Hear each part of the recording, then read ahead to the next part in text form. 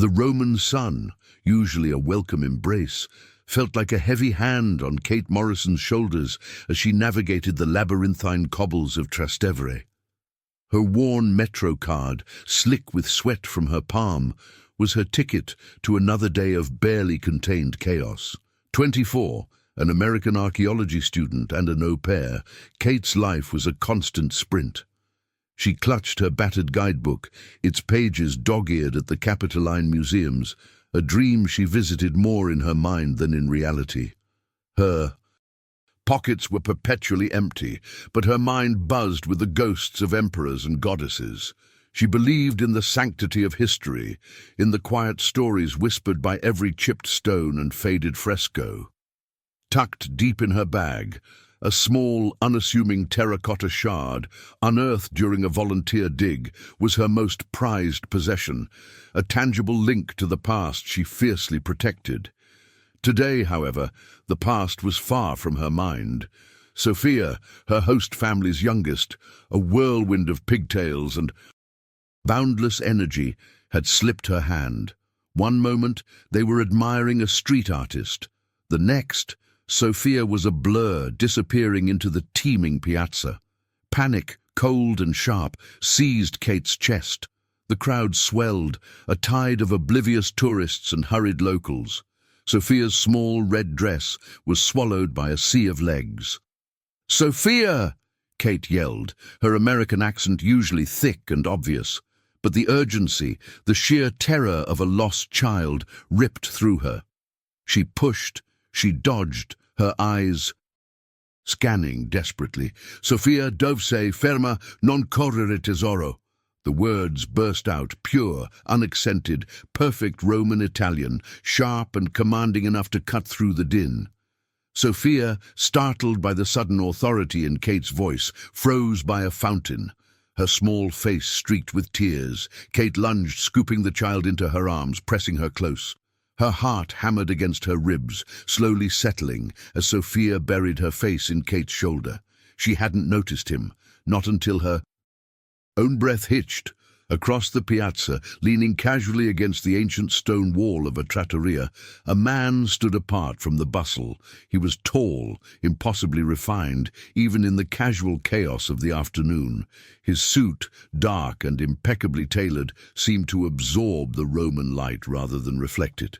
His face was a study in controlled power, sharp angles and shadowed eyes that missed nothing. He had been watching her. No, not just watching, observing. And then his dark gaze, unreadable, yet intensely focused, met hers. A shiver, not of cold but of something far more potent, traced its way down Kate's spine. In that brief, charged moment, the world around them seemed to dim, the sounds of the piazza fading to a distant hum. She felt a flicker of intrigue, yes, but mostly a profound unease. His eyes held a knowing glint, a silent acknowledgement that he had heard her, understood the stark contrast between her quiet American presence and the flawless Italian that had erupted from her lips. The air thickened, suddenly charged, as if a secret had been spoken aloud, and only two people in the entire piazza truly understood its weight. Kate pulled Sophia closer, a protective instinct flaring. The man gave no outward sign, no smile, no nod, yet his presence had shifted everything. He was an enigma, a beautiful, dangerous question mark in the heart of Rome, and his gaze lingered on her for a beat too long before he turned, melting into the crowd as silently as he had appeared. Days later, the memory of that man's gaze still clung to Kate like the damp Roman air after a rain. She tried to shake it off, to immerse herself in the comforting routine of her studies. Now she sat at a small, unassuming cafe near the university, the scent of espresso and old paper filling the air. Her sketchbook lay open, a half-finished rendering of a crumbling archway on the page. Beside it, her well-worn archaeology guidebook lay open, a small silver rosary tangled in its ribbon. Bookmark, a silent testament to her enduring faith amidst the chaos of her life. She found solace in the ancient stones, in the stories they told without words. They felt safe, unlike the living, breathing city that suddenly seemed to hold a new, unsettling current. A shadow fell over her table, not the fleeting kind cast by a passing cloud, but a deliberate, unmoving presence. Kate's hand stilled on her charcoal. She didn't need to look up. She knew. A chill, familiar and unwelcome, traced her spine. "Signorina Morrison." The voice was low, cultured, a rich baritone that seemed to hum just beneath the surface of the cafe's usual chatter. It was the same voice she'd heard in the piazza, a sound that carried authority without raising its volume. She slowly lifted her head. Alessandro Conte stood beside her table, exactly as she remembered him. Impeccably dressed, his dark eyes like polished obsidian, missing nothing. He didn't smile. He didn't need to. His presence was a statement in itself. "You're Italian, that day in the piazza," he began, his gaze unwavering. "It was quite remarkable. Not what one expects from an American student, even one as dedicated to Rome as yourself." Kate's jaw tightened. He had been watching. He had heard. A knot of apprehension tightened in her stomach. "I've studied it for years," she managed, her voice feeling thin and inadequate against his quiet power. He nodded, a barely perceptible movement. "Indeed, a talent such as yours does not go unnoticed in Rome, especially not in the unseen Rome." His words were a silken threat, an invitation, and a warning all at once. There are matters, delicate matters, where such a skill is invaluable, and sometimes dangerous to possess alone. He paused, letting his words hang in the air, allowing her mind to race, to connect the dots she desperately wanted to ignore. He knew about her secret fluency, about the very thing that made her both an outsider and, apparently, a target of his attention. "I don't understand," Kate said, though a terrifying part of her did. She felt exposed, vulnerable. Her dreams of dusty archives and quiet digs suddenly felt impossibly naive. His eyes held hers, a silent, powerful command. "I believe you do. Rome has its treasures, Signorina.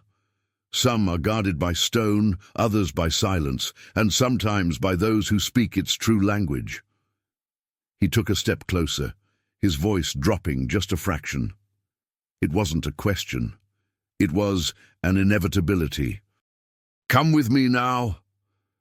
The words were soft, yet they hit her with the force of a physical blow. Come with me now. Not a request, but an ultimatum wrapped in velvet. Her heart hammered, a frantic drum against her ribs. She was wary, intensely so. Every instinct screamed danger, warned her to run, to bury herself back in her books and pretend this man, this encounter, had never happened. But beneath the fear, a strange, undeniable pull tugged at her. His power was unsettling, yet utterly captivating. He spoke of an unseen Rome, of dangers and opportunities, and a part of her, the adventurous archaeologist, the one who sought out forgotten histories, felt a morbid curiosity. Her mind raced, a frantic calculus of survival. Her archaeology program, her host family, Sophia, their safety was paramount. This man, Alessandro Conte, was offering something. Protection, she understood implicitly, for the unique ability she had unknowingly revealed. But at what cost? What did he want in return? His gaze held her, promising a world far removed from her quiet studies, a world where her Italian wasn't just a skill, but a key. She had no choice but to follow. Alessandro's command, soft as a whisper but sharp as a blade, left no room for argument. Kate followed him, her heart thrumming a frantic rhythm against her ribs. They didn't take the metro. Instead, his sleek, dark car, a silent predator among the bustling Vespas, wove through the narrow streets, taking them deeper into Rome. Away from the familiar tourist paths. The city unfolded differently from this perspective, revealing hidden courtyards and ancient archways she'd never noticed. He led her through an unassuming door, tucked between a bakery and a forgotten artisan's shop. Inside, the world shifted. The air was cool, thick with the scent of aged paper and old stone. They ascended a winding staircase, each step echoing in the profound silence. Then, a massive oak door swung open, revealing a sight that stole Kate's breath. It was a vaulted church archive, a space of hushed reverence. Sunlight, fractured by a high, stained-glass window, painted dusty motes dancing in the air, illuminating towering shelves laden with leather-bound tomes and ancient scrolls. This wasn't just a room, it was a sanctuary, consecrated by centuries of quiet study. Alessandro moved with an almost ethereal grace, a dark, modern figure in a timeless space. His presence, usually so imposing, seemed to soften here, infused with an unexpected reverence. "This place," he said, his voice a low hum that barely disturbed the silence, "is protected, a sacred trust." He turned to face her, his obsidian eyes locking onto hers. "Just as Rome's history is a sacred trust." Kate swallowed, her archaeologist's soul stirring with awe, even as her body screamed caution. This man, a consigliere, had brought her to a place of such profound cultural significance. The paradox was jarring. "You wonder why you are here, Signorina." "Morrison," he continued, stepping closer to a large, heavy table in the center of the room. On it lay not books, but a scattering of photographs, some grainy, others startlingly clear. They depicted small, unassuming artifacts, terracotta figures, bronze fragments, ancient coins. Nothing overtly grand, but each piece whispered of history. "Minor antiquities," he explained, his gaze sweeping over the images. "Easily overlooked, easily smuggled." He picked up a photo of a small painted shard, remarkably similar to the one Kate kept in her own bag. "These pieces, they are being stolen, not from grand museums, but from neglected sites, from private collections, from the very earth you seek to understand." He paused, his eyes narrowing slightly. "And they are being moved, quite often, by innocent hands." Kate felt a cold dread creep up her spine. "Students?" she whispered, the word a bitter taste. He nodded, a grim confirmation. "Young people, abroad for study, for adventure, lured by small payments or simply unwitting couriers. They believe they are carrying souvenirs or gifts or even legitimate research samples." He gestured to a pile of documents beside the photos, some handwritten, others printed. "These are communications, from the dealers to their couriers, coded, disguised. They require a specific kind of understanding, a specific kind of translation." His gaze intensified, unwavering. "Your program, Signorina, your host family, your current financial difficulties, the way you prioritize your studies above all else, even comfort. I know these things." He wasn't threatening her. He was simply stating facts, demonstrating his reach, his power. It was unsettling, yet it also made her feel strangely seen, understood in a way few others ever had. He wasn't just a dangerous man. He was a dangerous man who had done his homework, who respected her dedication, however obliquely.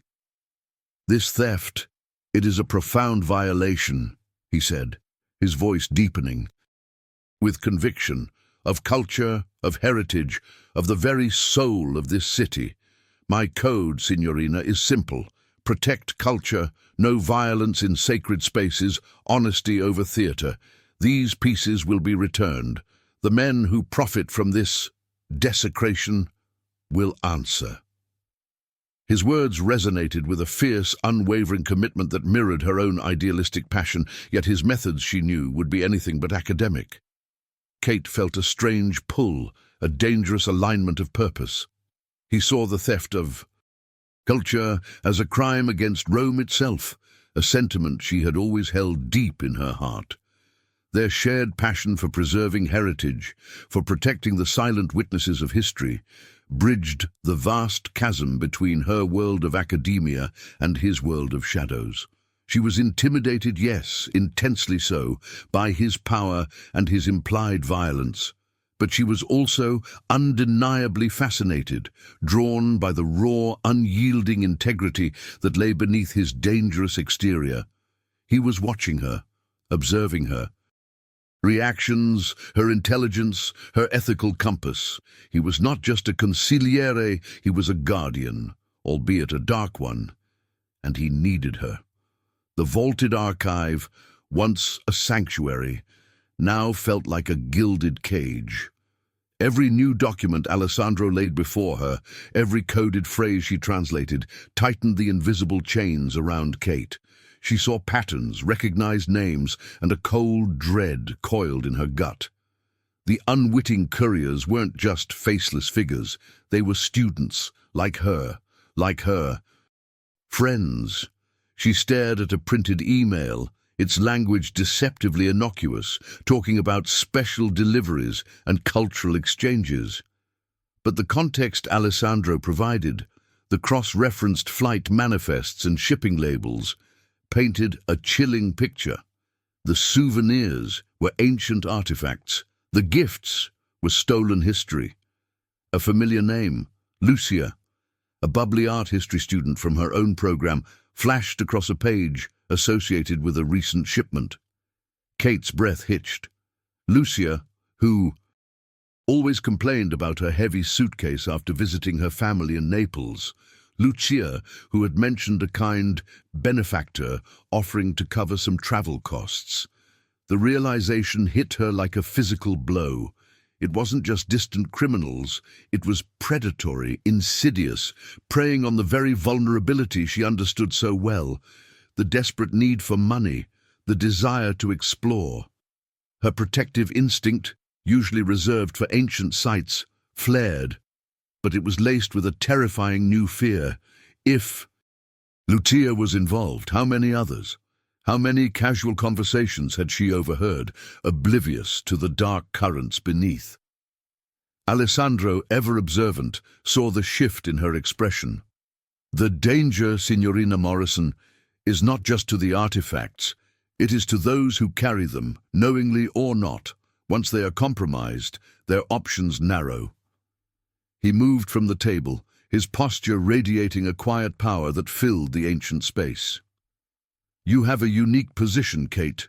Your studies, your access to certain circles, your linguistic abilities. You are perfectly placed to help dismantle this network. He paused, his eyes, dark and deep, holding hers. I require your assistance, as a translator, as an observer from within their world. In return, I offer my protection, for you, for your host family, for the successful completion of your program, without further financial impediment. The words were precise, measured, a velvet-covered hammer blow. He wasn't asking.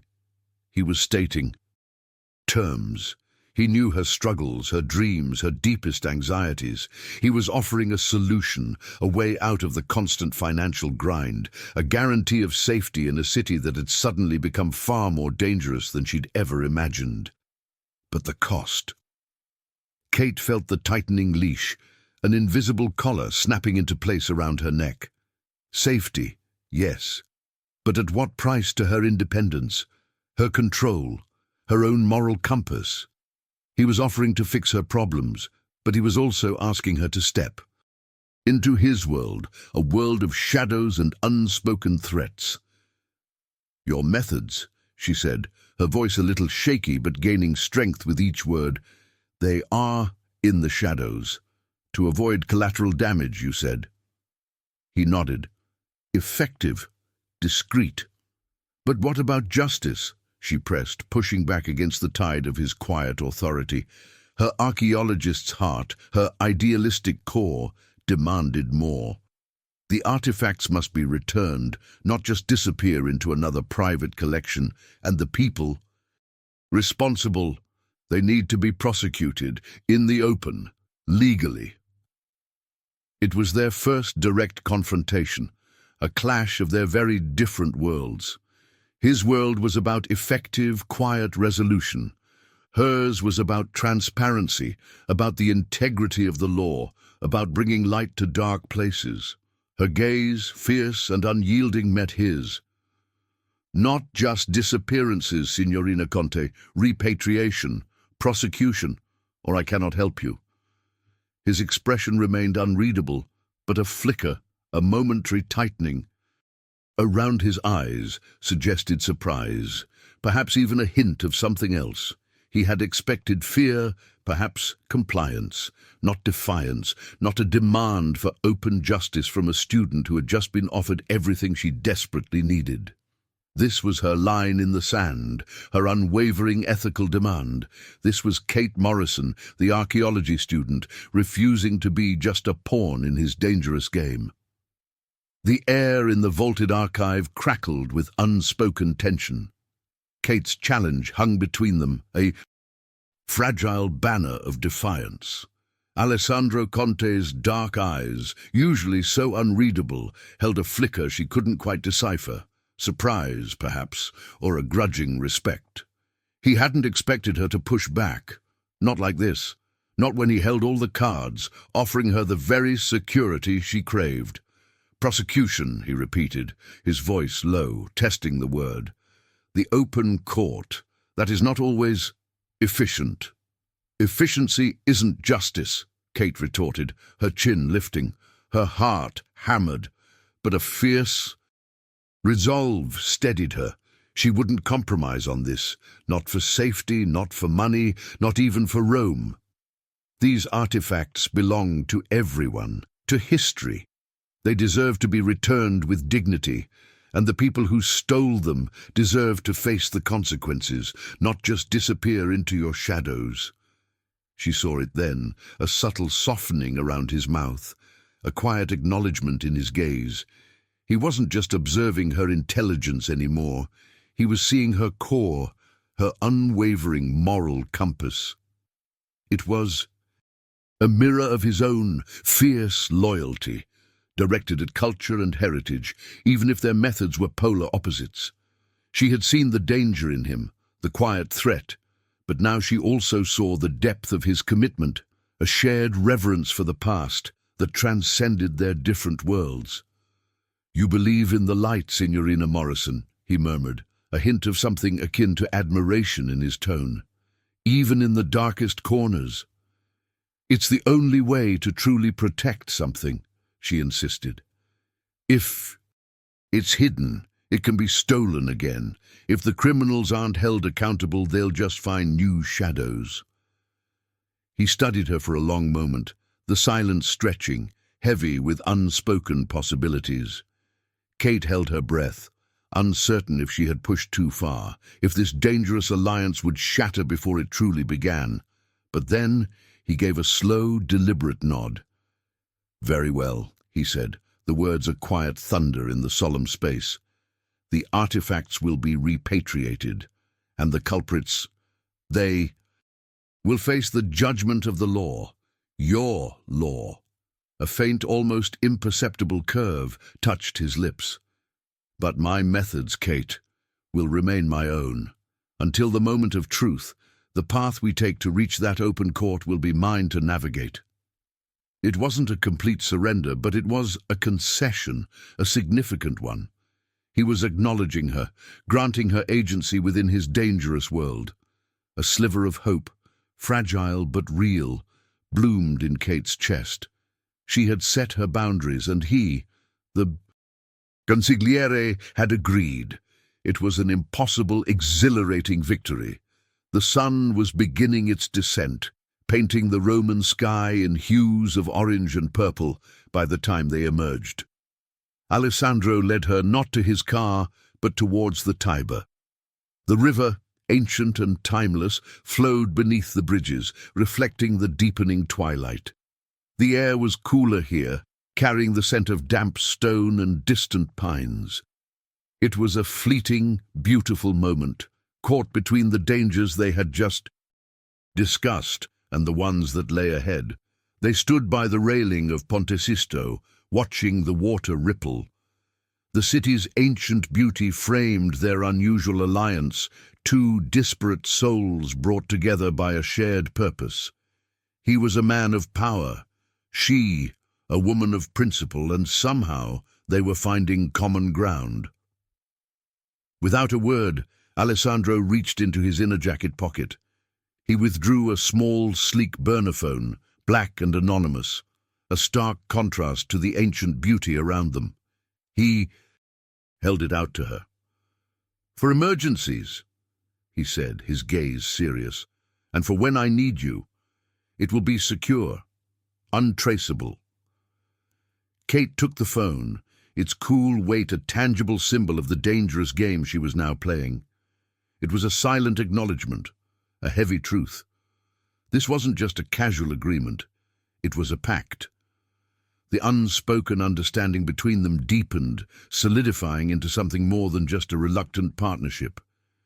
It was a bond forged in shared purpose, under the watchful, ancient eyes of Rome. She felt the pull of him, the strange magnetism of his controlled power, and the undeniable sense that, against all logic, she was exactly where she needed to be. The Tiber flowed on, carrying secrets and stories into the night, and now Kate Morrison was part of its current. The vaulted archive became Kate's second home, a sanctuary of ancient knowledge now tainted by the modern rot of crime. Days blurred into weeks, filled with the scratching of her pen as she translated, the hushed murmur of Alessandro's voice, and the growing dread in her heart. She pored over cryptic shipping manifests, seemingly innocent travel itineraries, and coded emails. Each word she deciphered pulled back another layer of the intricate, ugly web. The mastermind, they realized, wasn't some shadowy figure in a back alley. He was an art dealer, well known, respected even, a philanthropist. His name, Marco Bellini, began to appear with alarming frequency. Kate's stomach clenched when she saw it connected to various cultural exchange programs, grants for young scholars, and even, sickeningly, her own archaeology program. Bellini. The man whose foundation had contributed to her partial tuition waiver, the one whose name was on the donor plaque in the university's archaeology department. The betrayal was insidious, a poison seeping into the very foundations of what she held sacred.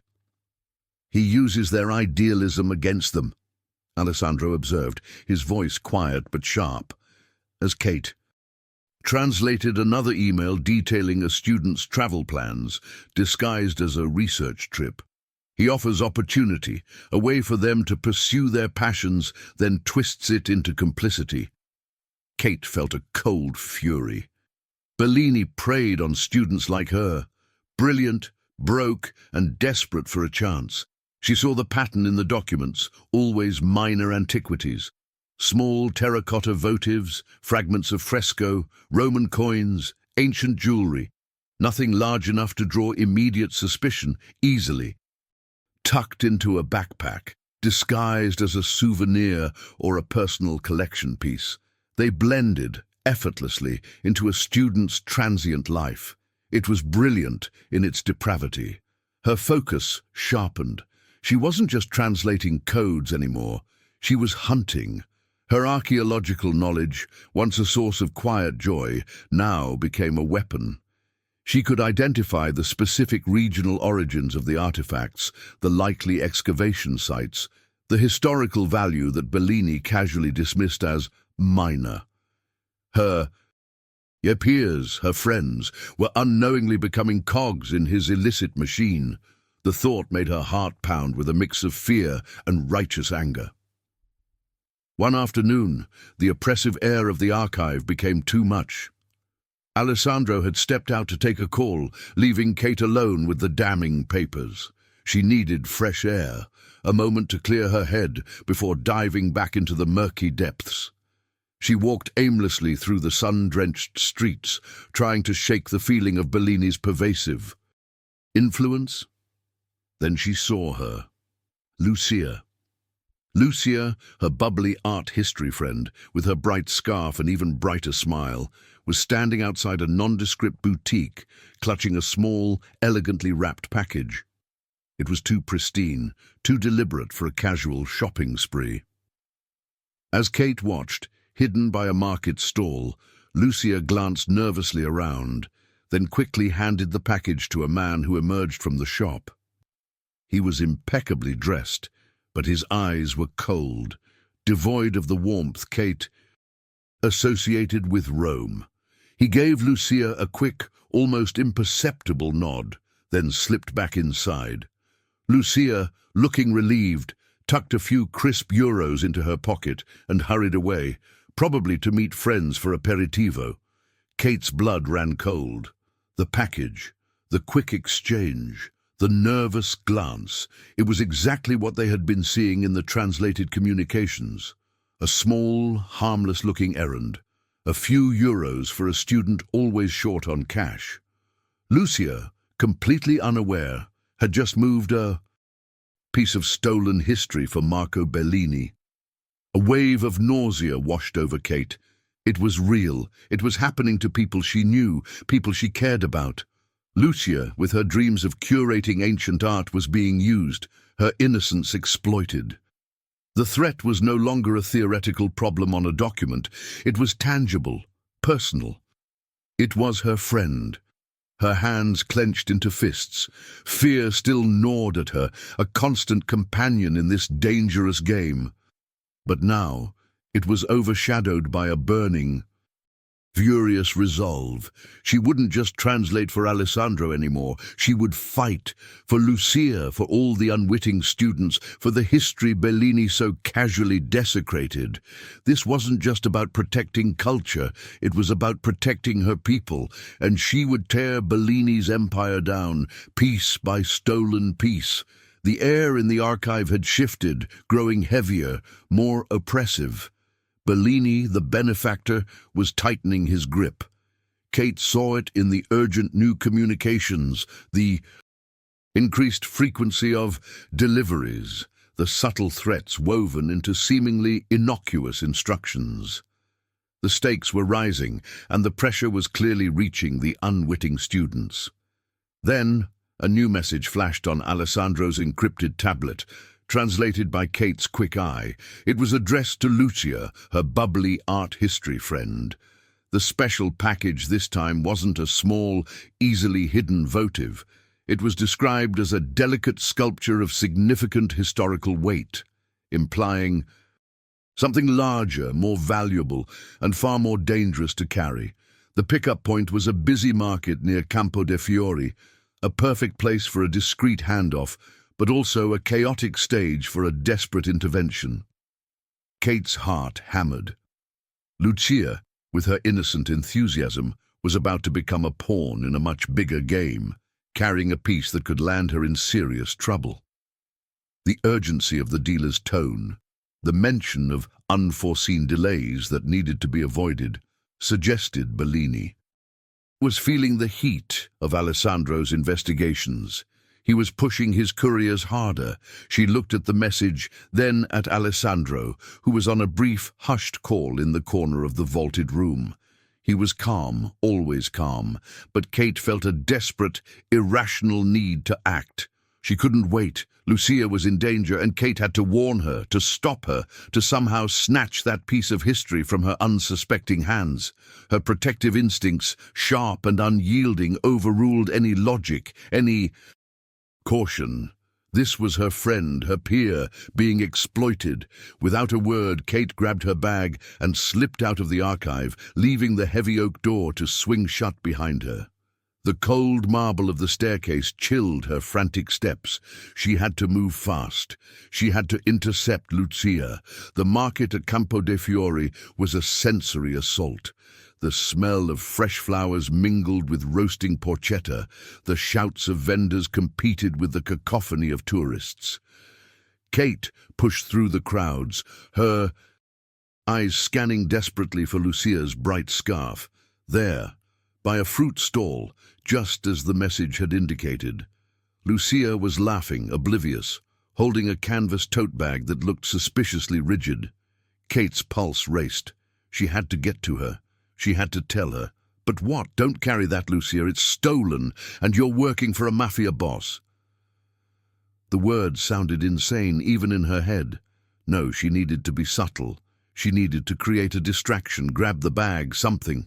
She was almost there, weaving through a knot of slow-moving tourists, when a hand clamped down on her arm.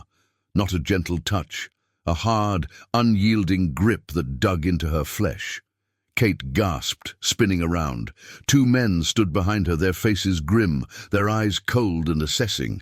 They weren't Alessandro's men. They weren't police. They were Bellini's enforcers, the kind of silent, brutal muscle she'd only seen in photographs. They had been watching, waiting, and now they had her. Fear, cold and sharp, pierced through her protective fury. She had been reckless, so reckless. Her mind flashed to Lucia, still unaware, still laughing by the fruit stand, the stolen antiquity in her bag. The men started to pull her back, away from the crowd, towards a dark alleyway between two buildings. Her heart pounded against her ribs, a trapped bird fluttering wildly. This was it. She had stepped into the shadows and they were closing in. "Lasciami!" she yelled, struggling, but their grip was iron. The market sounds faded, the vibrant colors blurred. Panic surged, raw and terrifying. Suddenly, a new presence, sharp and dangerous, cut through the noise. A shadow fell over the men. They froze, their grips loosening, their cold eyes widening almost imperceptibly. Alessandro Conte stood there, not a muscle out of place, not a hair disturbed. He hadn't appeared from an alley or from behind a stall. He was simply there, as if materializing from the very air, a dark, formidable force. His presence alone was a weapon. His eyes, usually unreadable, were fixed on the two men, and in their depths Kate saw a dangerous, simmering fury she hadn't witnessed before. It was a silent, absolute command. The enforcers, clearly recognizing him, exchanged a terrified glance. Without a word, they released Kate and melted back into the crowd, vanishing as quickly as they had appeared, leaving no trace behind but the lingering tremor in Kate's arm. Alessandro didn't look at them. His gaze was entirely on Kate. Intense, unwavering. He reached out, his hand gently but firmly taking her arm, examining the red marks the enforcers had left.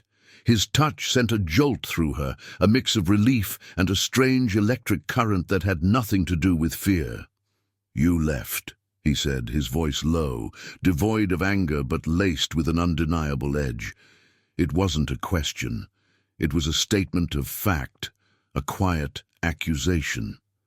"You walked into a trap, Kate, alone." She could only stare at him, her breath still catching in. Her throat, her adrenaline slowly receding, leaving her trembling. She had been so foolish, so utterly reckless. He hadn't scolded her, not in words, but the gravity in his eyes, the almost imperceptible tightening of his jaw, conveyed the immense danger she had just put herself in. He knew. He always knew. "Lucia," she finally managed, her voice hoarse. She glanced towards the fruit stall. Lucia was gone. The moment had passed. Alessandro's grip on her arm tightened almost imperceptibly, a silent reassurance. Lucia is safe, for now. His eyes searched hers, a silent communication passing between them. "This is why you need me. This is the debt you owe."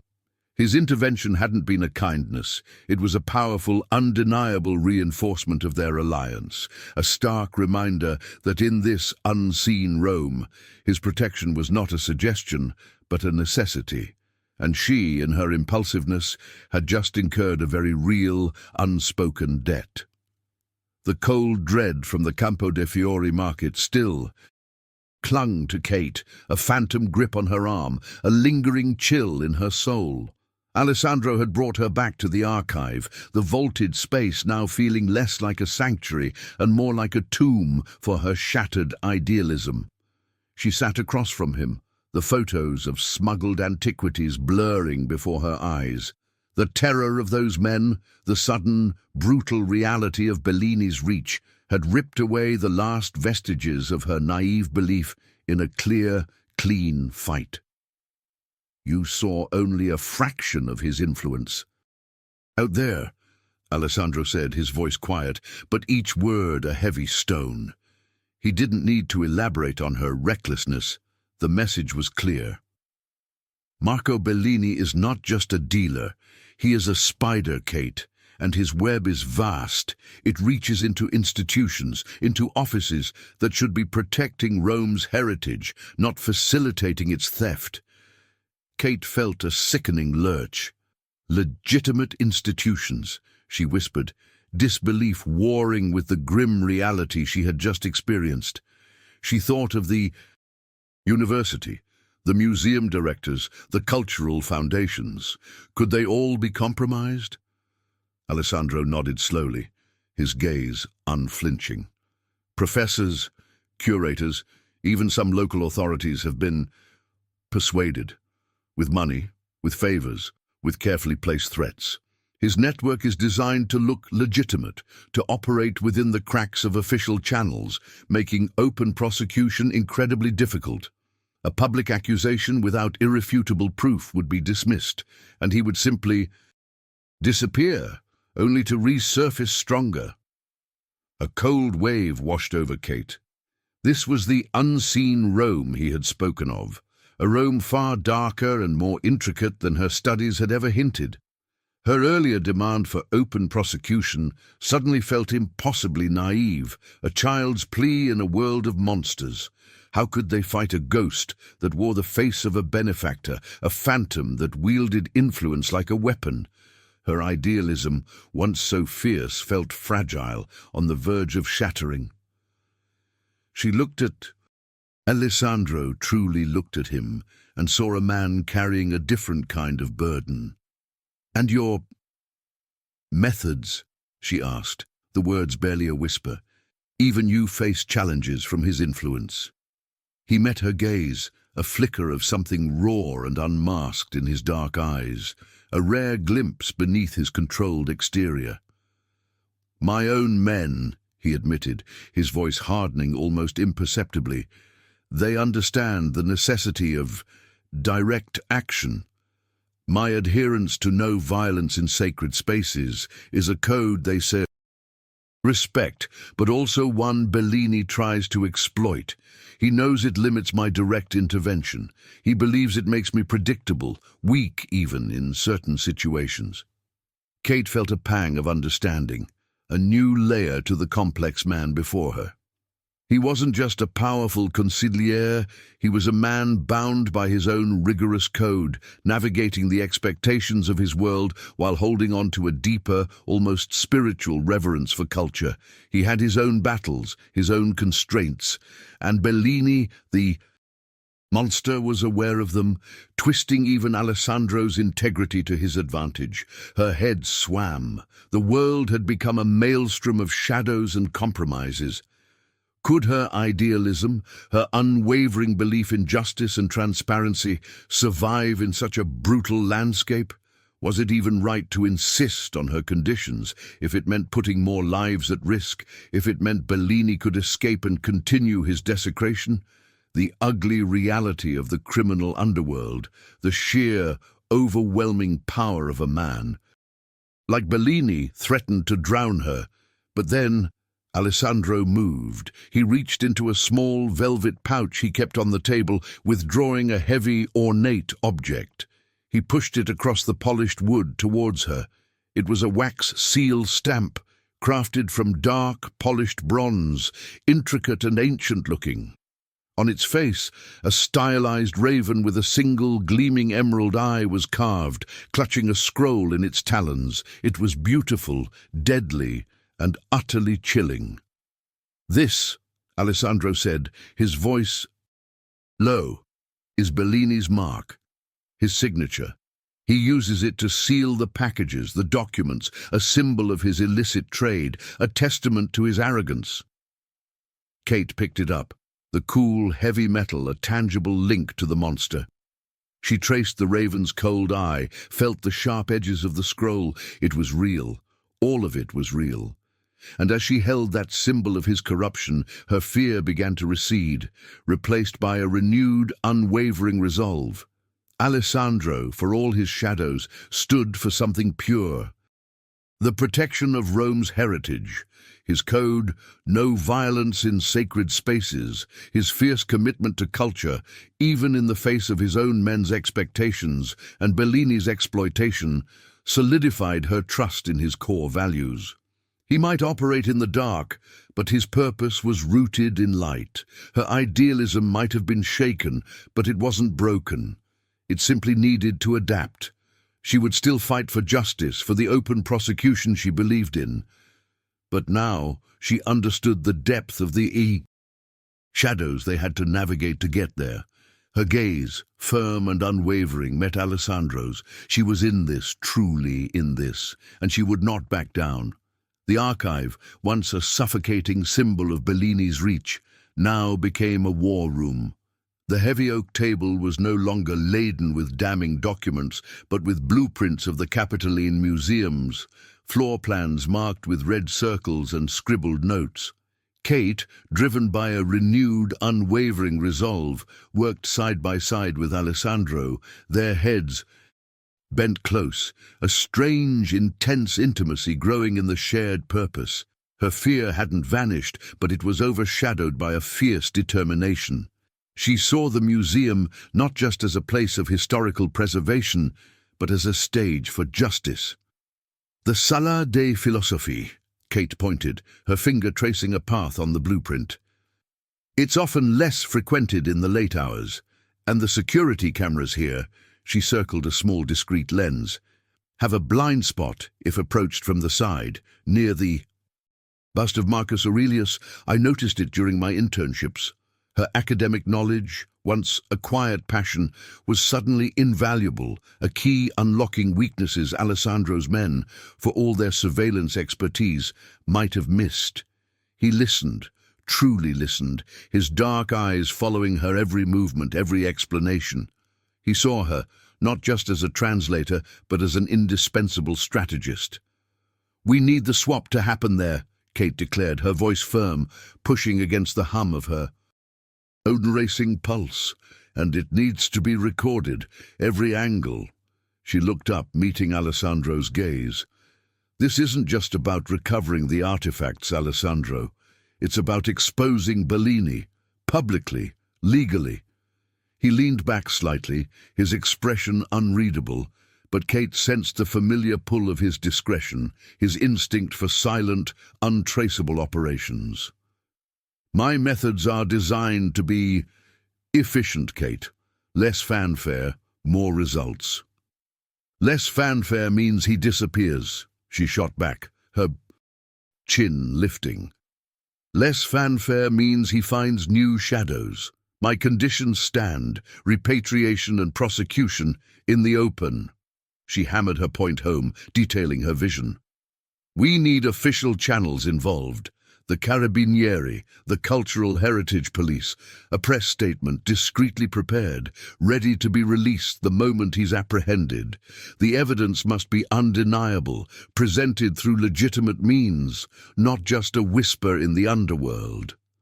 She pushed a crude sketch across the table, outlining camera positions she wanted, the angles for maximum exposure. "He needs to be caught in the act, on camera, with the stolen piece. The world needs to see him for what he is." It was a plan that emphasized transparency, pushing directly against Alessandro's natural inclination for discretion. She was firmly taking charge of the repatriation and prosecution aspect, demanding that their alliance serve a greater public justice. Alessandro watched her, a slow, almost imperceptible smile touching his lips. It wasn't amusement, but something akin to profound respect. "You are relentless, Signorina Morrison," he murmured, his voice laced with an admiration that made a strange warmth bloom in Kate's chest. "You truly believe in this light?" "I believe in justice," she corrected, her gaze unwavering, "and in Rome's right to its own history." He nodded, a silent concession. "Very well. Your light, then." He paused, his expression shifting, becoming more serious, more vulnerable than she had ever seen it. "There is something you need to know, Kate. A crucial detail." He pushed a folder across the table, not one of Bellini's documents, but a file with an official, if discreet, emblem. Kate's eyes scanned the name on the cover, Isabella Conte, and then her title, Ufficiale del Patrimonio Culturale, Cultural Heritage Officer. Kate's breath hitched. Conte, Alessandro's surname. Her gaze flew to his, a rush of confusion and dawning understanding washing over her. "My sister," Alessandro said, his voice low, watching her reaction intently. "Isabella has been working undercover on this case for months, from within the cultural heritage sector. She suspected Bellini, but needed the final, irrefutable evidence, the internal mechanisms of his operation." The revelation hit Kate like a seismic shock. His sister, a legitimate sworn officer of the law. This wasn't just a shadowy figure pursuing his own brand of justice. He was part of something far bigger, a strategic alliance between the underworld's intelligence and the official channels. This was the moral twist she hadn't dared to imagine. His true code of honor, his commitment to justice, ran deeper than simple mafia interests. It was an unwavering, family-bound dedication to protecting Rome's heritage, working from both sides of the law. "She is why I knew about Bellini's influence in certain legitimate circles," Alessandro continued, his eyes holding hers, explaining his earlier words, connecting the dots of his seemingly boundless knowledge. "Her intel, combined with your translations, will bridge the sting. It will bring his operation into the light you so fiercely champion." Kate stared at the file, then at Alessandro, a wave of relief, then a strange, almost dizzying sense of trust washing over her. He hadn't kept her in the dark out of malice, but for the safety of his sister, for the integrity of their combined operation. The power he wielded, the respect he commanded, was not just for criminal gain, but for the very protection of the cultural soul of Rome. He wasn't just a dangerous man. He was a guardian, fierce and unyielding, operating in shades of grey, yes, but ultimately for a cause as pure as her own. And now, their alliance was not just a reluctant partnership, but a truly strategic one, built on a shared, profound respect. The archive, once a suffocating symbol of Bellini's reach, now became a war room. The heavy oak table was no longer laden with damning documents, but with blueprints of the Capitoline museums, floor plans marked with red circles and scribbled notes.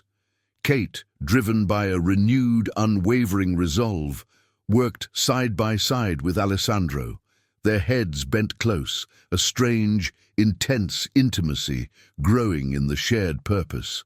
Her fear hadn't vanished, but it was overshadowed by a fierce determination. She saw the museum not just as a place of historical preservation, but as a stage for justice. "The Sala dei Filosofi," Kate pointed, her finger tracing a path on the blueprint. "It's often less frequented in the late hours, and the security cameras here," she circled a small, discreet lens, "have a blind spot if approached from the side, near the bust of Marcus Aurelius. I noticed it during my internships." Her academic knowledge, once a quiet passion, was suddenly invaluable, a key unlocking weaknesses Alessandro's men, for all their surveillance expertise, might have missed. He listened, truly listened, his dark eyes following her every movement, every explanation. He saw her, not just as a translator, but as an indispensable strategist. "We need the swap to happen there," Kate declared, her voice firm, pushing against the hum of her own racing pulse. "And it needs to be recorded. Every angle." She looked up, meeting Alessandro's gaze. "This isn't just about recovering the artifacts, Alessandro. It's about exposing Bellini, publicly, legally." He leaned back slightly, his expression unreadable, but Kate sensed the familiar pull of his discretion, his instinct for silent, untraceable operations. "My methods are designed to be efficient, Kate. Less fanfare, more results." "Less fanfare means he disappears," she shot back, her chin lifting. "Less fanfare means he finds new shadows. My conditions stand: repatriation and prosecution in the open." She hammered her point home, detailing her vision. "We need official channels involved. The Carabinieri, the Cultural Heritage Police, a press statement discreetly. Prepared, ready to be released the moment he's apprehended. The evidence must be undeniable, presented through legitimate means, not just a whisper in the underworld." She pushed a crude sketch across the table, outlining camera positions she wanted, the angles for maximum exposure. He needs to be caught in the act, on camera, with the stolen piece. The world needs to see him for what he is. It was a plan that emphasized transparency, pushing directly against Alessandro's natural inclination for discretion. She was firmly taking charge of the repatriation and prosecution aspect, demanding that their alliance serve a greater public justice. Alessandro watched her, a slow, almost imperceptible smile touching his lips. It wasn't amusement, but something akin to profound respect. "You are relentless, Signorina Morrison," he murmured, his voice laced with an admiration that made a strange warmth bloom in Kate's chest. "You truly believe in this light." "I believe in justice," she corrected, her gaze unwavering, "and in Rome's right to its own history." He nodded, a silent concession. "Very well, your light then." He paused, his expression shifting, becoming more serious, more vulnerable than she had ever seen it. "There is something you need to know, Kate, a crucial detail." He pushed a folder across the table, not one of Bellini's documents, but a file with an official, if discreet, emblem. Kate's eyes scanned the name on the cover, Isabella Conte, and then her title. Ufficiale del Patrimonio Culturale, Cultural Heritage Officer. Kate's breath hitched. Conte, Alessandro's surname. Her gaze flew to his, a rush of confusion and dawning understanding washing over her. "My sister," Alessandro said, his voice low, watching her reaction intently. "Isabella has been working undercover on this case for months, from within the cultural heritage sector. She suspected Bellini, but needed the final, irrefutable evidence, the internal mechanisms of his operation." The revelation hit Kate like a seismic shock. His sister, a legitimate sworn officer of the law. This wasn't just a shadowy figure pursuing his own brand of justice. He was part of something far bigger, a strategic alliance between the underworld's intelligence and the official channels. This was the moral twist she hadn't dared to imagine. His true code of honor, his commitment to justice, ran deeper than simple mafia interests. It was an unwavering, family-bound dedication to protecting Rome's heritage, working from both sides of the law. Kate felt an immediate sharp pang of betrayal. He had kept this from her. All this time, she had been navigating his dangerous world, trusting him with her life, with her ideals, and he had held back such a fundamental truth. Was she just a pawn in their elaborate game, a convenient tool in a family operation? The initial flush of trust, the warmth that had bloomed from his respect, suddenly felt cold, tainted by secrecy. Alessandro, as if sensing her internal turmoil, stepped closer, his hand reaching out, then stopping, hovering uncertainly. "Her safety, Kate, and the integrity of the operation. Bellini's reach is extensive. Any leak, any premature connection, it would have jeopardized everything Isabella has built. and put her life at risk. His voice was laced with a raw intensity, a rare glimpse into the depth of his concern. He wasn't just explaining, he was pleading for her understanding. The words resonated, cutting. Through her initial shock, not manipulation, but protection. A different kind of code, just as fierce as her own. She saw the quiet worry in his eyes, the deep family loyalty that transcended his dangerous world. The pang of betrayal softened, replaced by a profound, almost overwhelming sense of trust. He had sacrificed his own transparency, his own comfort, to shield his sister.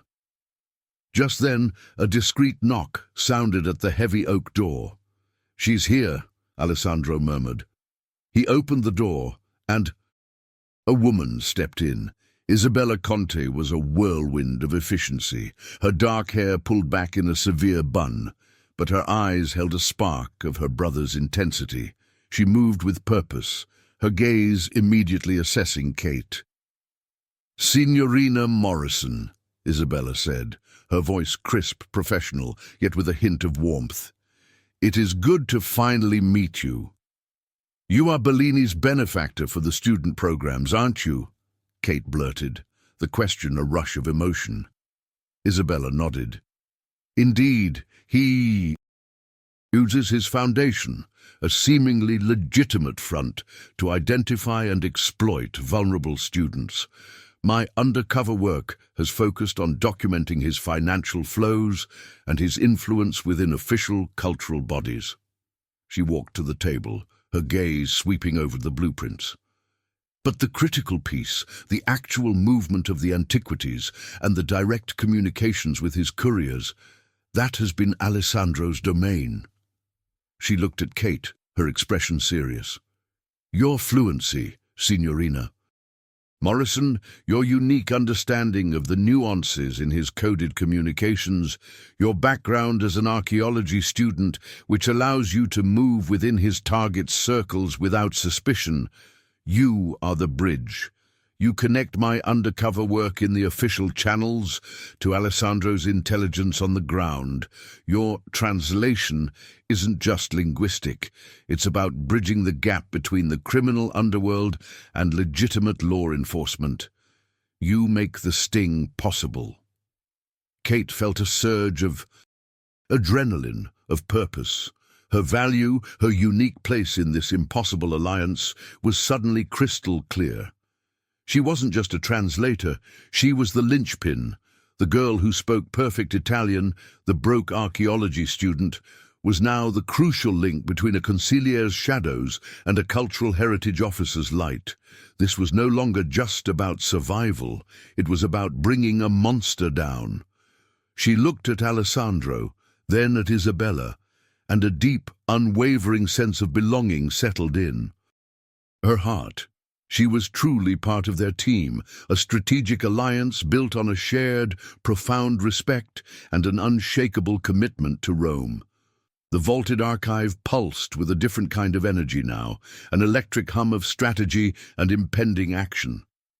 Blueprints of the Capitoline museums covered the heavy oak table, layered with Alessandro's detailed surveillance reports and Isabella's meticulous notes on Bellini's established routines. Kate, for the first time, felt less like a pawn and more like a pivotal piece on a complex chessboard. Her voice, once hesitant, now carried the weight of her archaeological expertise, pointing out structural weaknesses, camera blind spots, and the historical significance of various galleries. "The Sala Rotonda," Kate mused, her finger tracing a circular room on the map. "Bellini often uses that area for private viewings. It's grand, impressive, but the lighting is inconsistent, and the echoes would make discreet conversation difficult." Isabella nodded, making a note. "He prefers to operate where he feels most in control, most admired, which is why," Alessandro interjected, his gaze sweeping over them both, "we will give him exactly that, a stage for his ego, but one we control." The core of their plan was audacious, a swap. Kate would create a perfect replica of one of Bellini's most recent highly valuable acquisitions, a small, intricately carved Roman votive relief depicting a minor deity known to have been recently smuggled. Her archaeological eye, her knowledge of ancient materials and techniques was crucial. "It has to be flawless," Kate stated, the pressure a tangible weight on her shoulders. She'd spent her life studying these objects. Now she had to forge one. The clay, the pigments, the wear patterns. Bellini wouldn't be fooled by anything less than perfection. Isabella placed a grainy photograph of the votive relief before her. "This is the one. Bellini acquired it 2 weeks ago. He's proud of it. Plans to move it to a buyer in Geneva next month. It's the perfect bait." Kate studied the image, already seeing the contours, the faint scratches of time, the subtle variations in color. Her hands, usually covered in dust from digs or charcoal from sketches, would now sculpt a lie to expose a truth. It was a daunting task, a strange, almost sacrilegious act for an archaeologist, yet utterly necessary. They meticulously refined the plan, a prearranged, seemingly innocent meeting inside the Capitoline.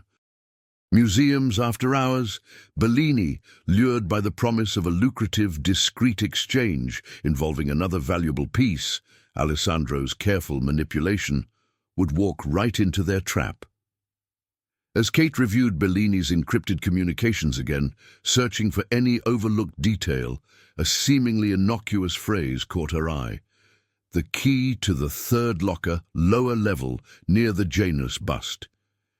She'd dismissed it as a simple instruction for a courier before, but now, with the museum layout in front of her, it clicked. "The museum locker key," she murmured, pointing to a small, almost invisible detail on a floor plan of the Capitoline. "The staff lockers are on the lower level, but there's a small, rarely used visitors' cloakroom there too, and a bust of Janus near the entrance." Her eyes widened. "It's not just a locker, it's a drop point.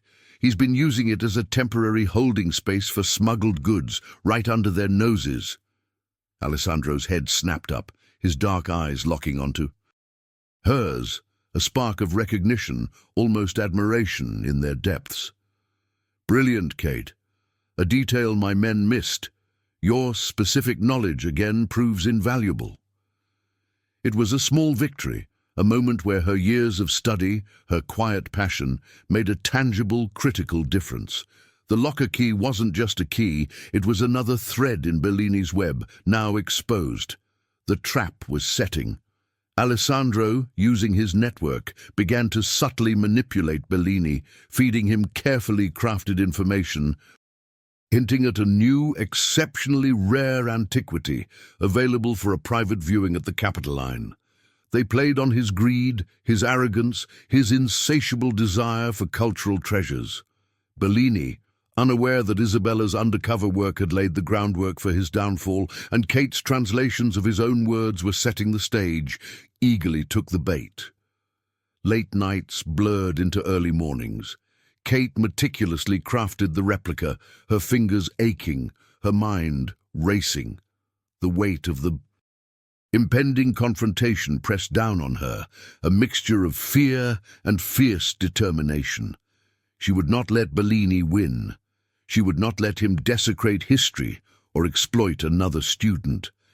The replica, a tangible symbol of her agency, felt heavier than any artifact she had ever held.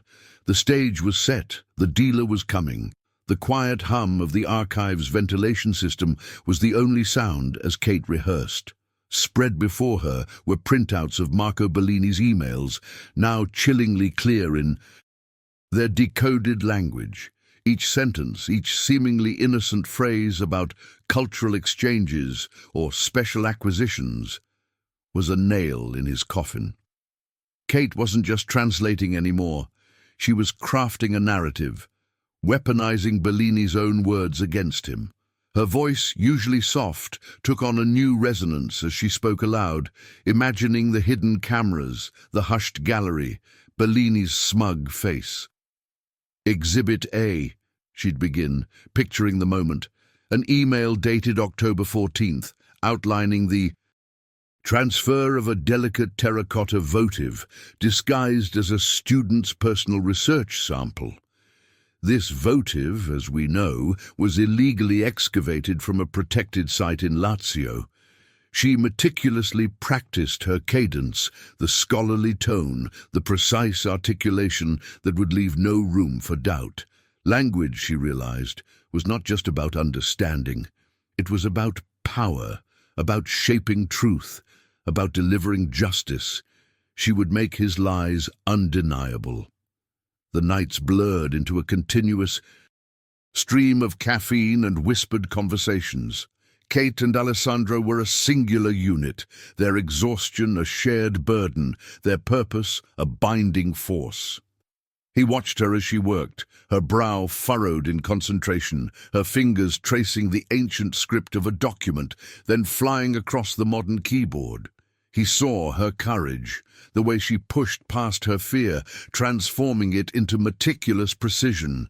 He would bring her a fresh espresso, a glass of water, anticipating her needs before she even voiced them. Sometimes their eyes would meet across the table, a silent communication passing between them, a recognition of the immense weight they carried, a flicker of something deeper than partnership.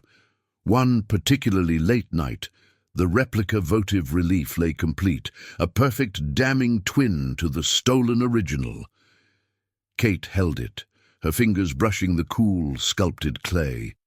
It was a tangible symbol of her agency, of the lie she had to create to reveal the truth. The enormity of what was about to happen pressed down on her, a physical weight. "It's good," Alessandro said, his voice low, breaking the silence. He stood beside her, his presence a comforting anchor in the quiet room.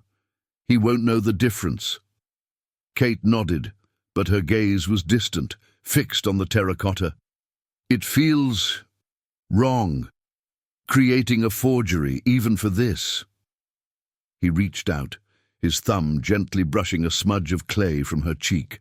The touch was light, fleeting, yet it sent a jolt through her, a warmth that spread through her veins. "It is not wrong, Kate. It is a necessary act of protection. You are giving a voice to what was silenced. You are giving light to what was hidden." Their eyes met, and in that shared glance, a raw honesty passed between them. He saw the weariness in her, the fear that still flickered beneath her determination. She saw his unwavering resolve, his quiet protection that surrounded her like an invisible shield. The romantic warmth was restrained, an unspoken current beneath their intense focus, but it was undeniably there, woven into the fabric of their shared purpose. The eve of the sting was a strange, unsettling quiet. The archive was clean, the blueprints folded, the documents filed away. The replica, carefully wrapped, was ready. Kate's stomach churned with a mixture of adrenaline and dread. She knew the plan, every detail, every contingency, yet a cold knot of apprehension tightened in her chest. As she gathered her few belongings, Alessandro stepped forward. He held something small in his palm. It was a simple, polished riverstone, smooth and grey, unremarkable except for the tiny, almost invisible etching of a single rosebud on its surface. "For luck," he said, his voice softer than she had ever heard it. He pressed it into her hand, his fingers lingering for a moment, a silent, profound gesture, and a reminder that even in stone there is beauty. Even in shadows, there is hope for growth. Kate gripped the stone, its smooth coolness, a grounding presence, a rosebud. It was such a small, delicate thing, yet it spoke volumes. It was a promise, a silent acknowledgement of the future, a quiet testament to the dangerous man who believed in a different kind of beauty, a different kind of strength. Tomorrow the game would be played, but tonight, in the quiet archive, she held hope in her hand. A small riverstone, a single rosebud, and the unwavering gaze of Alessandro Conte. The air in the Capitoline museums, usually alive with hushed reverence and the shuffling of tourist feet, was eerily still. Kate felt the profound silence press in on her, amplifying the frantic beat of her own heart. After hours, the marble halls stretched out, vast and cold, illuminated by the pale, almost surgical glow of security lights. Every shadow seemed to lengthen, to twist into something menacing. She stood in the designated gallery, the Sala dei Filosofi, surrounded by the silent, judging busts of ancient thinkers. Her hands, usually so expressive, were clasped tightly behind her back, the small, polished riverstone Alessandro had given her clutched in her palm, a tiny anchor in the ocean of her fear. She could feel the weight of the replica votive relief, carefully tucked into a discreet inner pocket of her jacket. It felt both alien and intimately familiar, a lie crafted from truth. Her palms were damp, but her resolve was a rigid spine of steel. This was it, the culmination of weeks of fear, of translation, of planning. A hushed murmur from the entrance signaled their arrival. Marco Bellini stepped into the gallery, his tailored suit a dark silhouette against the muted light. He wasn't alone. A woman, impeccably dressed and radiating an almost glacial calm, walked beside him. Isabella. Kate recognized her from the file, but seeing her now, seamlessly integrated into Bellini's world, sent a shiver down her spine. Isabella's gaze flickered to Kate, a brief, almost imperceptible nod passing between them, a silent acknowledgement of their shared mission. Bellini, oblivious, surveyed the gallery with an air of smug possessiveness.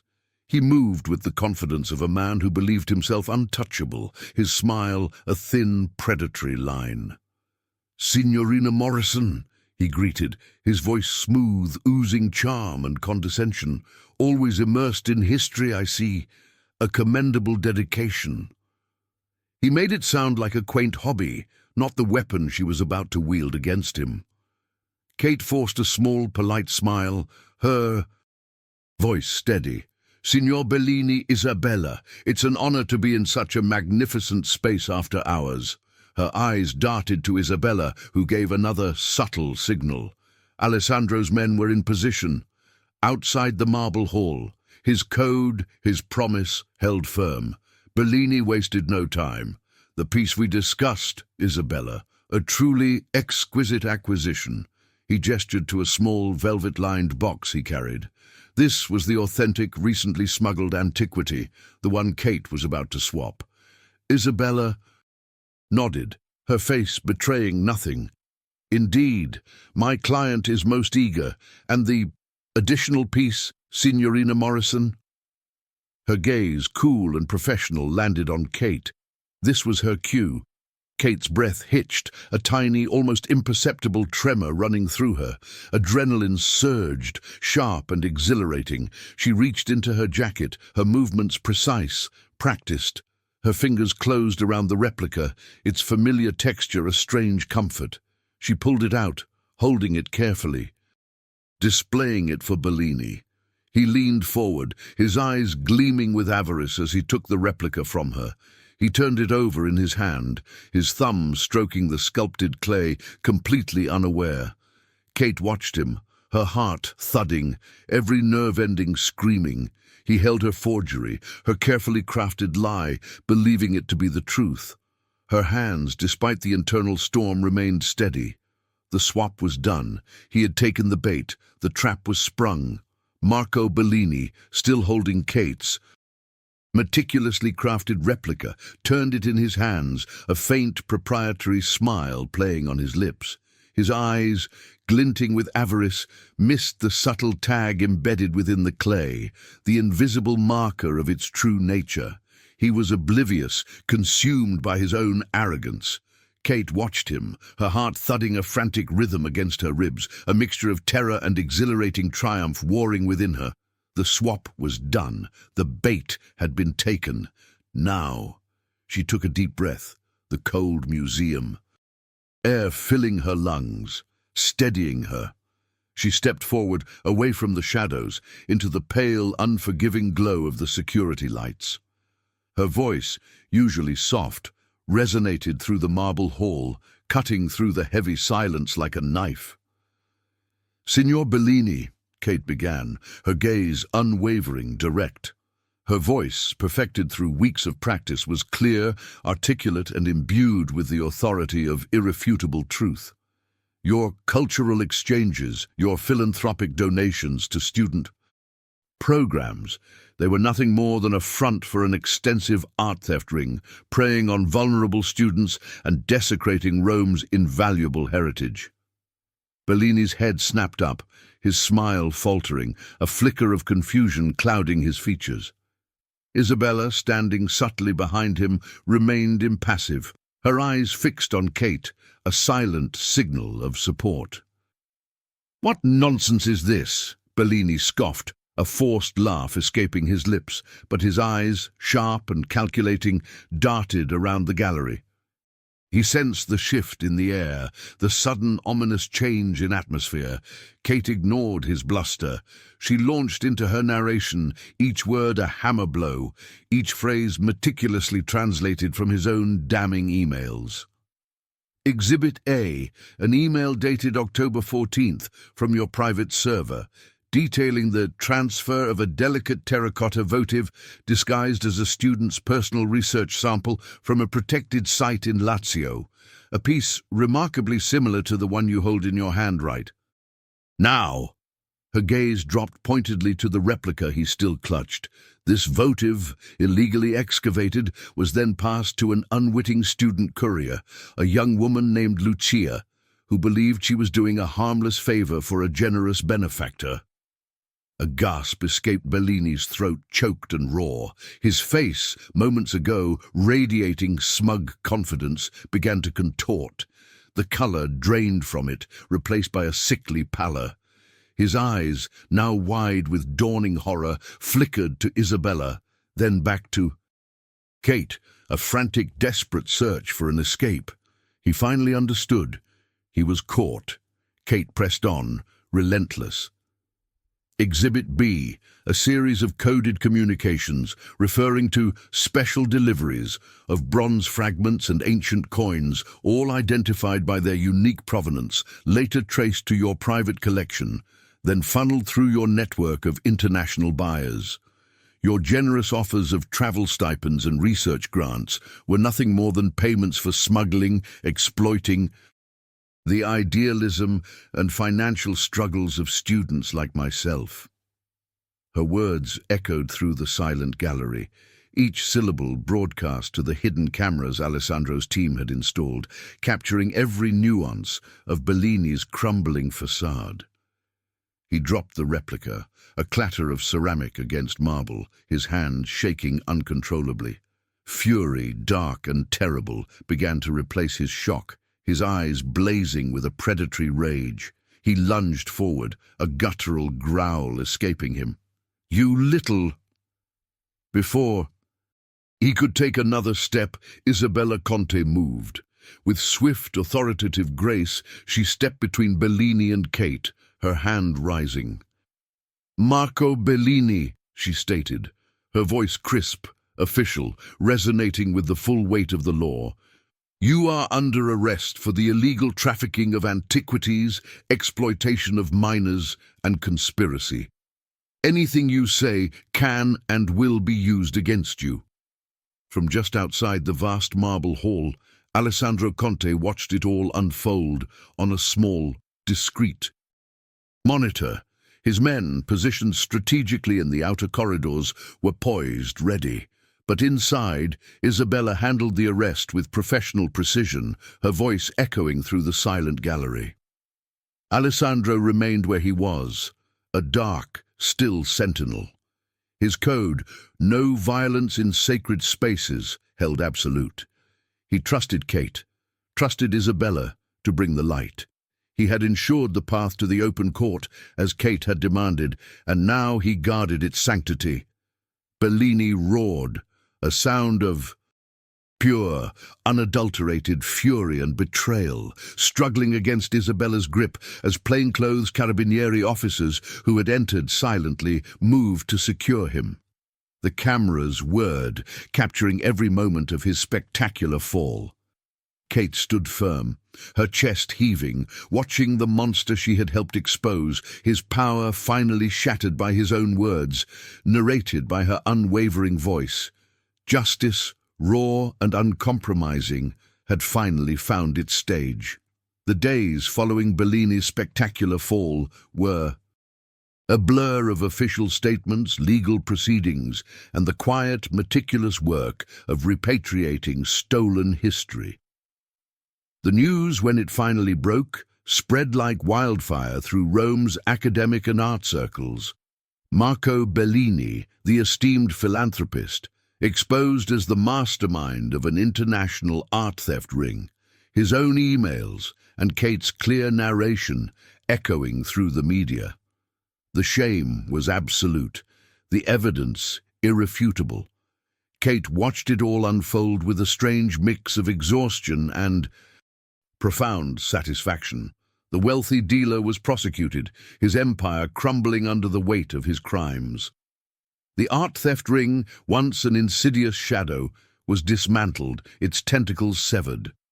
Piece by precious piece, the smuggled artifacts, the terracotta votives, the bronze fragments, the ancient coins, were returned to their rightful places, their silent stories finally heard, their dignity restored. The benefactor funding her program, Bellini's tainted foundation, was thoroughly investigated and cleaned house, every corrupt element excised. Students like Lucia, once unwitting pawns, were offered support and guidance, their reputations salvaged, their trust in the academic world slowly beginning to heal. For Kate, the relief was immense. A physical weight lifted from her shoulders. She had achieved her goals, not just for herself, but for Rome, for history. Her bravery, her integrity, and her crucial role in exposing Bellini earned her more than just recognition. It earned her true vindication. A few weeks later, an email arrived, not from a shadowy consigliere, but from a legitimate, prestigious archaeological institute. It was an offer of a full research grant, no strings attached, to continue her studies, to pursue her passion for ancient Rome on her own terms. She had done it. She had finished her program, kept her host family safe, and now she had the freedom to chase her dreams, unburdened by debt or danger. Her independence, hard-won and fiercely guarded, felt sweeter than any artifact. The city breathed easier, but Kate still carried the echoes of the shadows. One evening, drawn by an unspoken pull, she found herself by the Tiber near Ponte Sisto, where their unlikely alliance had first been forged. The sun dipped below the horizon, painting the sky in soft, bruised purples and golds. The air was cool, carrying the scent of river water and distant jasmine. A familiar presence coalesced beside her. Alessandro Conte. He stood silently. His dark suit, a stark contrast to the fading light, his gaze fixed on the river. There was no urgency in his posture, no undercurrent of danger. Just a quiet, shared moment. "It is done," he said, his voice low, a simple statement of fact. Kate nodded, clutching the small, polished riverstone he had given her, its tiny rosebud etching now a symbol of growth, not just luck. "Yes, Bellini is gone. The artifacts are home." He turned to her then, his dark eyes, once so unreadable, now holding a softer, more reflective light. "And you, Kate Morrison, you are free." She met his gaze, a smile, genuine and unburdened, touching her lips. "Yes, Alessandro, truly free." The words hung in the air, weighted with everything they had been through. There was no longer a need for his protection in the same way, no more desperate need for her to translate danger. Their relationship, born of necessity and peril, had evolved. "Your grant," he said, a hint of satisfaction in his tone. "It is well deserved. Your voice, your passion, they belong in the light." Kate felt a warmth spread through her chest. He saw her, truly saw her, not just as a tool, but as an equal. "And yours, Alessandro, your code, your quiet protection of Rome's culture. It is a light, too, in its own way." He didn't contradict her.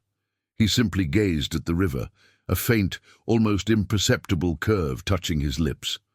The silence between them was no longer tense, but comfortable, filled with shared understanding. She could walk away now. Their alliance had served its purpose.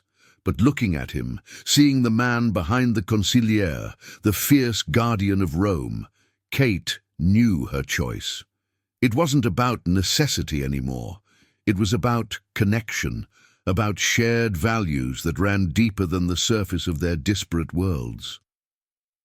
"The Tiber is beautiful tonight," she murmured, her gaze lingering on his. "Perhaps we could watch another sunset sometime, without the pressure of a looming crisis." Alessandro's eyes met. Hers, a silent, powerful question and a quiet invitation passing between them. A slow, genuine smile finally touched his lips, softer than she had ever seen it. "I would like that, Kate, very much." It was not a command, not an ultimatum. It was an offer, freely given, freely accepted. Their future, like the ancient river, stretched out before them, unhurried and full of quiet possibilities. Months later, the Roman sun still held its familiar warmth, but for Kate Morrison, it no longer felt like a pressing weight. It was a gentle caress. Her days were now filled with the quiet thrill of legitimate archaeology, the scent of ancient earth, a perfume she inhaled with profound gratitude. The full research grant had opened doors she'd only dreamed of, allowing her to delve into forgotten histories, to meticulously uncover Rome's secrets without the gnawing anxiety of an empty bank account.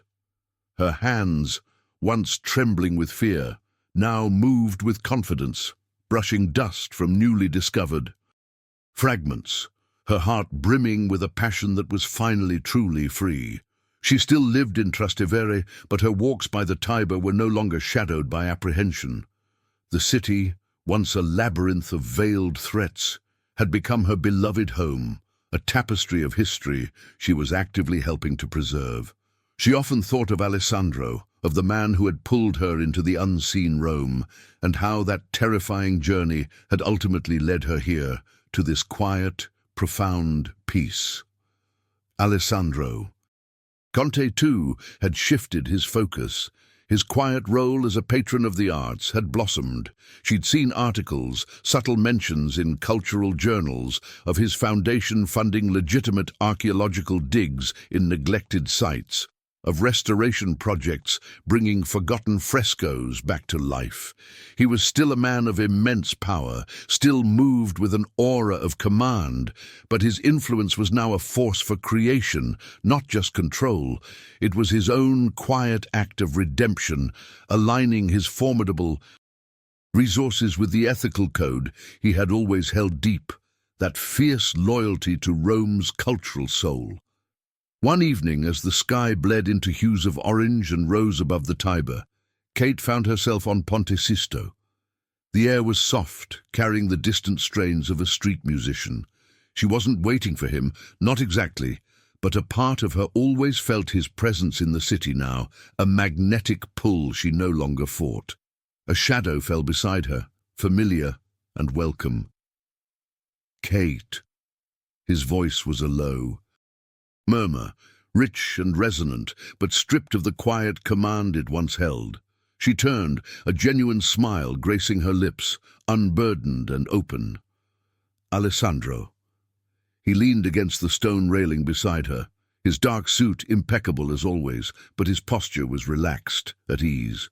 His eyes, once so guarded, held a warmth that reached her, a quiet affection that had grown from the ashes of danger. The initial power imbalance between them had completely faded.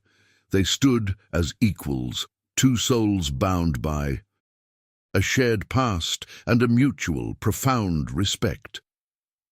"Your research," he said, his gaze fixed on the sunset, "is yielding fascinating results. I read about the Venus statuette from Ostia Antica. Remarkable." Kate laughed, a light, genuine sound. "You read the archaeological journals?" He turned to her, a faint, almost imperceptible curve touching his lips. "I have diverse interests, and a particular appreciation for the work that brings light to history, as you do." Their conversations no longer revolved around coded emails or strategic maneuvers. They flowed effortlessly, discussions of ancient Roman engineering, the subtle symbolism in Baroque art, the quiet beauty of a forgotten mosaic. They spoke of Rome, their shared love for its layers of history and meaning, a love that had drawn them together and now held them gentle and unhurried. "It's beautiful tonight," Kate murmured, gazing at the river reflecting the last light of day. "The city feels peaceful." "It is," Alessandro agreed, his voice soft. "Because of the light you brought, Kate, the truth you demanded." She looked at him, truly seeing him, the man who had risked his own world to protect a principle, who had found a way to bridge the shadows with the sun. "And the protection you offered, the shadows you navigated to get us there." She reached into her pocket, her fingers closing around the smooth river stone with its tiny rosebud etching. It was no longer just for luck, it was a symbol of their journey, of the delicate beauty that could bloom even in the hardest places. He met her gaze, his dark eyes holding hers, a promise shimmering in their depths. The quiet affection between them was palpable, a restrained warmth that needed no grand gestures, no urgent declarations. It was an understanding, deep and unshakable. "Many more sunsets, then," Alessandro said, his voice a quiet invitation, not a command. Kate's smile widened, her heart swelling with a hopeful, unhurried certainty. "Many more." The Tiber flowed on, carrying secrets and stories into the night. But Kate Morrison and Alessandro Conte stood by its banks, equal and unhurried, their future stretching before them, a canvas of shared admiration and quiet, enduring love. If you enjoyed the video, tell us where you're watching from and subscribe to the channel to keep up with our content.